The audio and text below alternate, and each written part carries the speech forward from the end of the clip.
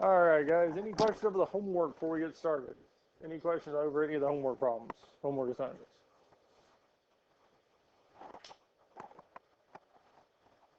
Good so far?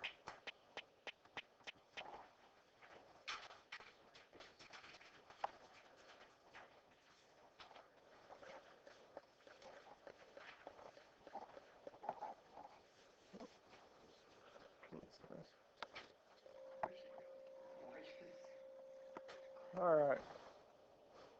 I think we did this one on Friday.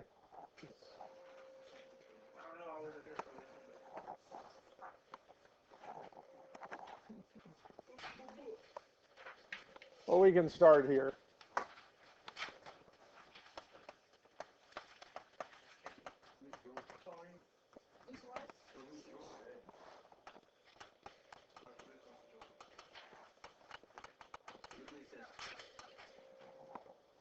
All right. Now, solving these rational equations, first thing we really would do is factor. Yes, sir. This is like a silly question. Okay. But with like how thin this nose packet is, are these equations just really long? No, they're not long. It's just one or two main steps, and then it's going to turn them back into polynomials, so like we did in chapter 4. Now, the first main step is to make sure that the denominators aren't factorable, or that we can't simplify them down in any way, shape, or form. 2x plus 5 is as simplified as it gets. There's no greatest common factor between 2x and 5. The degree is 1, so that's simplified. 11x plus 8. 11 and 8 do not have a common factor. Degree is 1, so they're simplified. So the next thing we look for are the restrictions, because any value of x that would make 2x plus 5 be 0 or 11x plus 8 be 0 is going to be a restriction, because we can't divide by 0. So what we can do is set them equal to 0 and solve. So we can subtract 5, telling us that 2x is equal to negative 5. Divide by 2, telling us x is equal to negative 5 halves. So if we solve it and get a solution to negative 5 halves, that means that solution, even though it works in solving it, would cause us to divide by 0.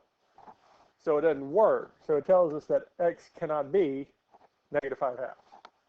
So if we solve this here and got x equals negative 5 halves, we can immediately throw it out because it would cause a division of 0. 11x plus 8. We're going to do a similar thing. First, we'd subtract 8 from both sides.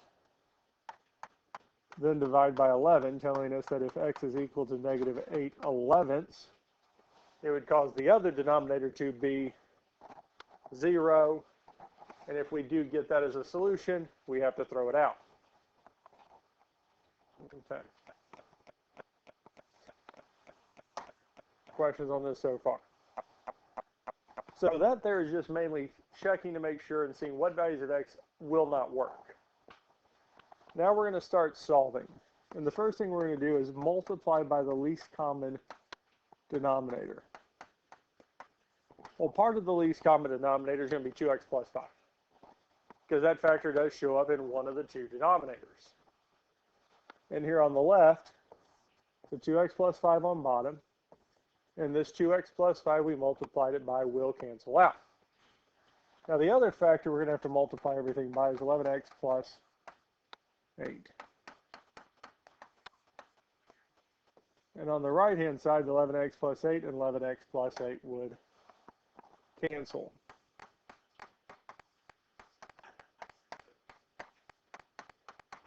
And when we multiply the remaining parts, our 1 times 11x plus 8 is just going to be 11x plus 8.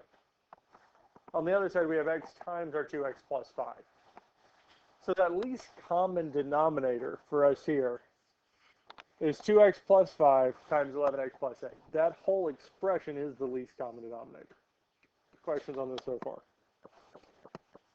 So what we have left after doing that multiplication is this here. 11x plus 8 is equal to x times 2x plus 5. On the right-hand side, we are going to have to distribute this x. X times 2x is 2x squared. x times 5 is plus 5x.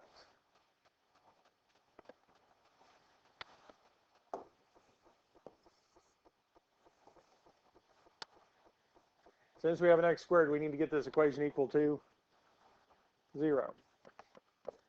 So the first thing I can do is subtract 11x from both sides, telling us 8 is equal to 2x squared minus 6x. And again, to get it equal to 0, we can subtract 8 from both sides, telling us 0 is equal to 2x squared minus 6x minus 8. Because with these quadratics, this is a quadratic or any higher degree polynomial function, we want to get that equation equal to 0. Questions on how we got to this point? 2x squared, 6x, and 8 is their greatest common factor between these three terms. 2. We can factor it out.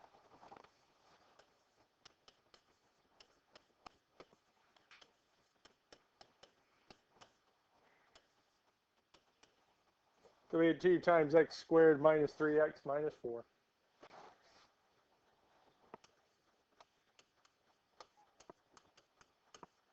Since the third term is positive, the signs are going to be, or sorry, the third term is negative, so the signs would be opposite, plus and minus.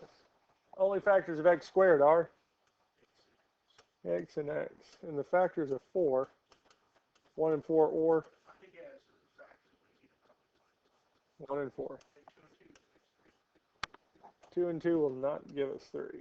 If we plug 2 and 2 into this setup, it would actually give us 0. Because we'd have positive 2x, negative 2x, which would give us 0. X times negative 4 would be negative 4x. 1 times x is going to be positive 1x, giving us a negative 3x as the middle term.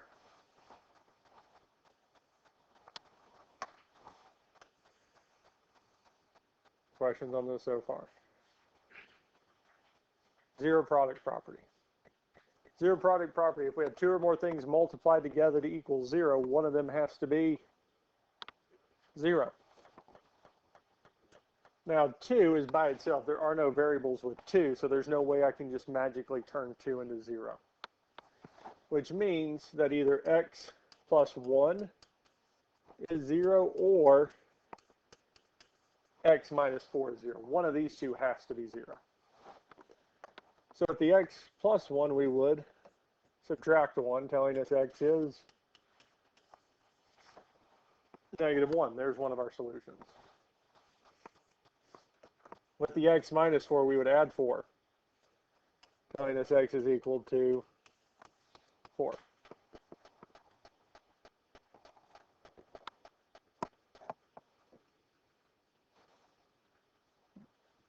Questions on this here?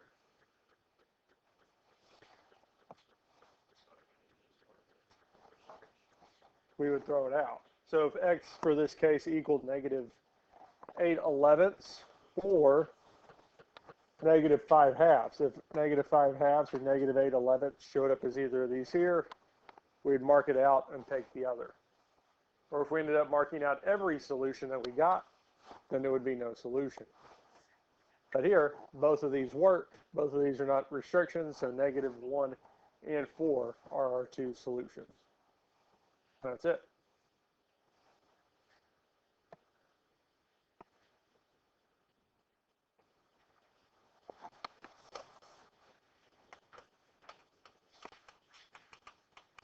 Restrictions. So, if we look at the denominators for this here, we have 3 denominators this time instead of 2. All right, guys, focus in, focus in. We have x, 4, and x. All 3 of those denominators are as simplified as they get. We can't do anything to them. And out of all 3 denominators, 2 of them end up being the same. We do have x and x. And in either case, either one of those x's could not be 0. Well, the only value of x that would make that be 0 is, well, 0. So here, if we find and solve and see that x is 0, we would throw it out. It would not work. Least common denominator. Well, x does show up in two different places, in two different denominators. But in each of the denominators that it does show up in, it only shows up once, so we only need it one time, which means we're going to multiply all of these by a single x.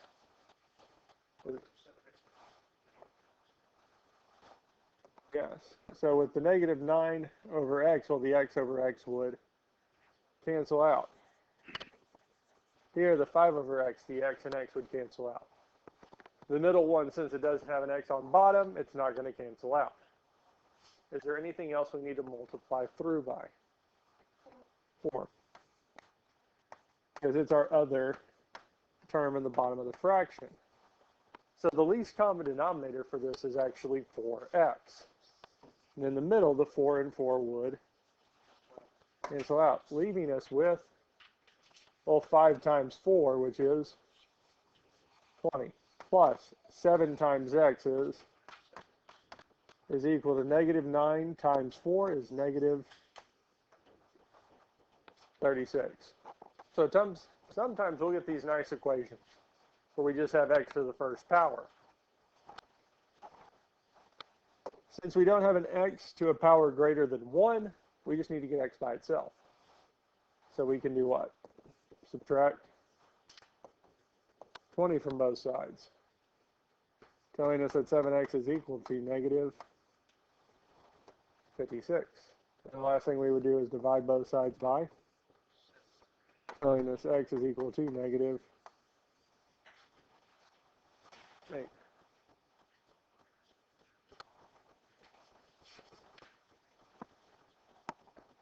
And if we wanted to check this,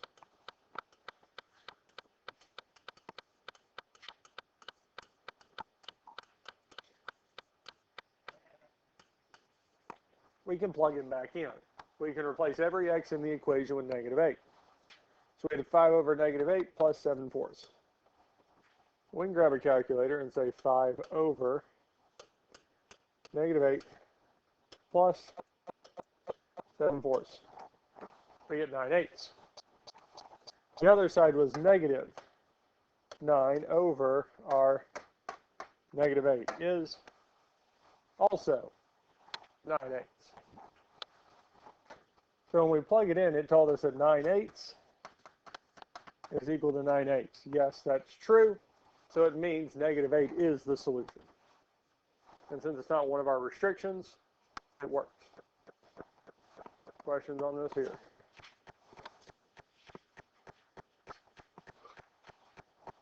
Our two denominators are x and x minus 5. X minus 5 and x are both as simplified as they get. Restrictions.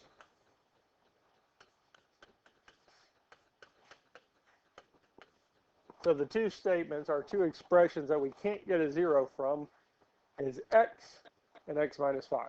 Well, x is kind of nice because it's just saying that x can't be 0. The x minus 5, we do have to do a little bit of solving. We add 5 to both sides, telling us that if x is positive 5, our middle term would have a denominator of 0. That doesn't work. So if 0 or 5 shows up as a solution, we throw it out. We cross them out. That does not work. Questions on this so far? Least common denominator. What is part of the least common denominator? X. So we're going to have to multiply every term by x. And then the far right, the x and x will cancel. Is there anything else left in the bottom of the fractions? X minus 5, which means I'm going to have to multiply everything by n x minus 5. And since the x and x minus 5 both show up in any of the denominators only once each time, we only need each one of them once.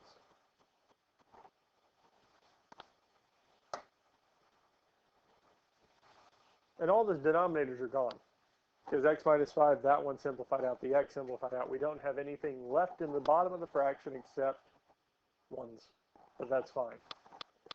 Our first thing we have is 1 times x, which is going to be x times our x minus 5 minus 8 times x is 8x is equal to 3 times our x minus 5. Questions on how we got to this point here?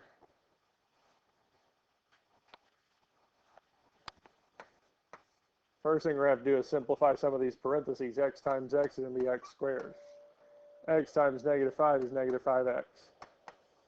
Minus 8x is equal to here 3 times x, 3x. 3 times negative 5 is negative 15. So we do have an x squared, so we're probably going to have to get everything on the same side. But before we do, let's combine like terms. Negative 5x minus 8x is going to be negative 13x.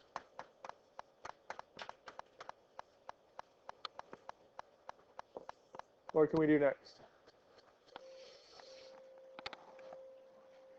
Minus 3x from both sides.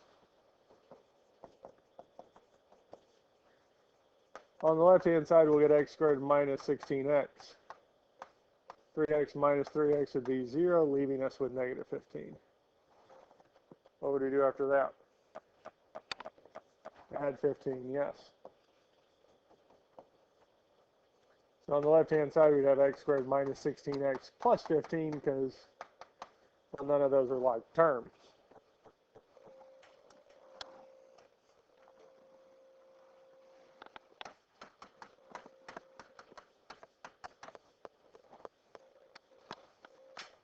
Now we just need to solve for this here. We need to see what values of x would make this be 0. Third term's positive, so the signs are the same and match the sign of the middle term. So we have negative and negative. Factors of x squared, x and x. Factors of 15, 1 and 15 or 3 and 5.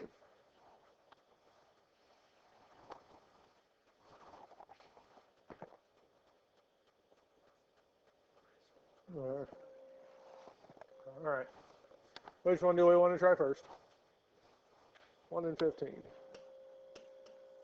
And we can check this off to the side and make sure. X times negative 15 is negative 15x. Negative 1 times x is negative x, giving us the negative 16x that we wanted. So that tells us that x minus 1 is equal to 0, and x minus 15 is equal to 0. Because if we multiply two things together and get 0, well, one of them's got to be 0. Our x minus 1, we can add 1 to both sides, telling us that one of the solutions is 1. X equals 1. For x minus 15, we can add 15 to both sides, telling us that x could also be 15. So for this here, either x is equal to 1 or x is equal to 15. Now, neither one of these was one of our restrictions, so both of them work.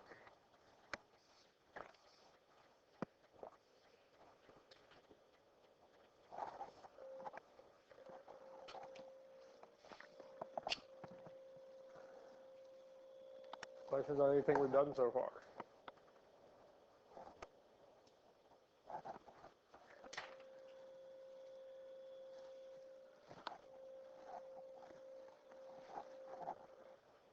We feel good with these here.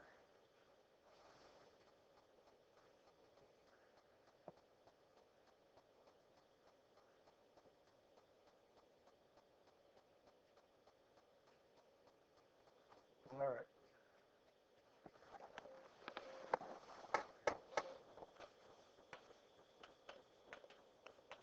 Restrictions.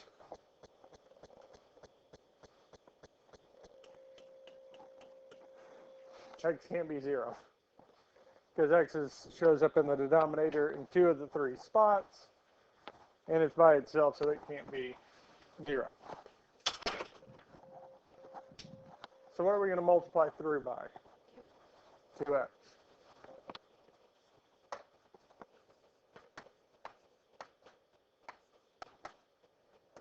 Because in our first rational expression, the x and x would cancel. In the middle, the 2 and 2 And our last rational expression, the x and x, leaving us with 3 times 2, which is 6, plus 5 times x is 5x, is equal to negative 12 times 2 is negative 24. Questions on this here?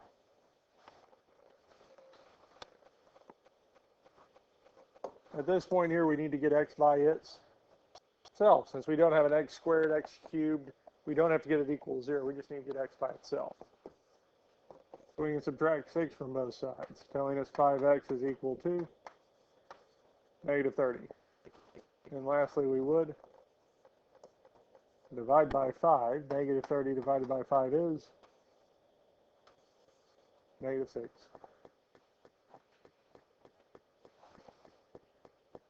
Questions on this here?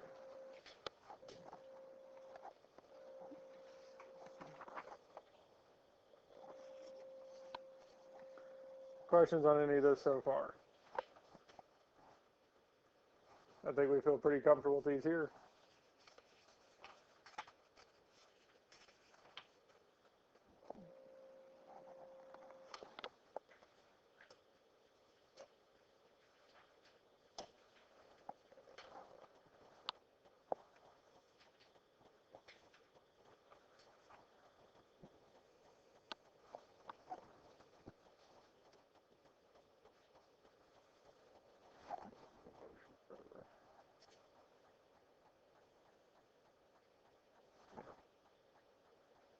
We'll look at one more of these.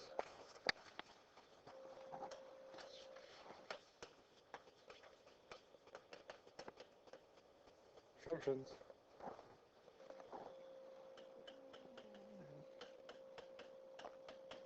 Now with this here, our two denominators that we do have, x minus 4 and x, are simplified. Nothing we can do to them. And one of them is telling us that x cannot be 0. And the other is saying that x can't be positive 4. So if we get positive 4 or 0, that's going to be one of our restrictions. We have to throw that solution out. That is also telling us that we are going to have to multiply every term of this expression by x and x minus 4. And we only have to use each one of them once because in any of the denominators, each of them only showed up once. Now the middle one, the x minus 4 and x minus 4 will cancel. And then the last one here, the x and x will cancel, leaving me with 1 times our x times x minus 4.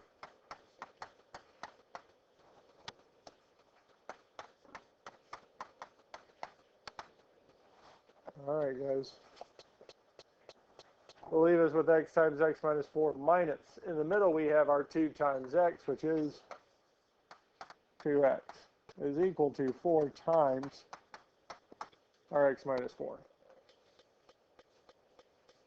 At this point here, we're going to distribute the x. X times x is x squared. X times negative 4 is negative 4x. On our other side, our 4 times x is 4x, and 4 times negative 4 is going to be negative 16.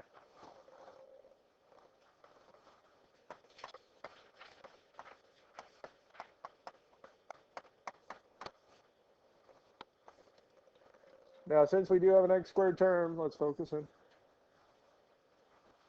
We need to get this equation equal to 0. So what can we do first? We can subtract our 4x. 6x minus 4x is going to be negative 10x.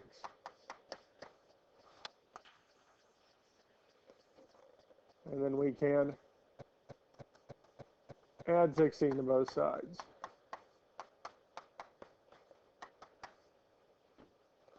We get x squared minus 10x plus 16 equals 0. Now we've factored most of every one of these that we've had today. I'll show you another way. another way is graphing. Now, one of the good ways or ways to know that graphing is going to work nicely is if the number in front of x squared is 1. After we do greatest common factor. Because here there's no greatest common factor, the number in front of x squared is 1. So what we can do is we can grab the graphing calculator. Turn it on. The first thing we want to hit is y equals. And we're going to type that function in. So we're going to start off with x squared minus 10x plus 16.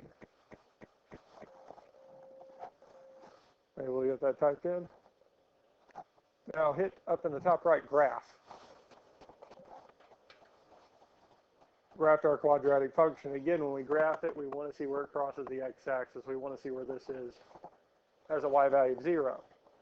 So we can set second table.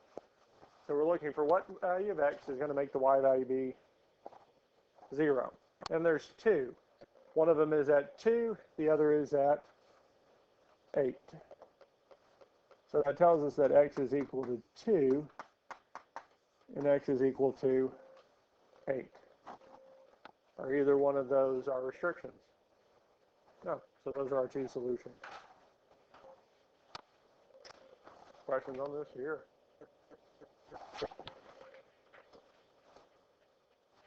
That's it.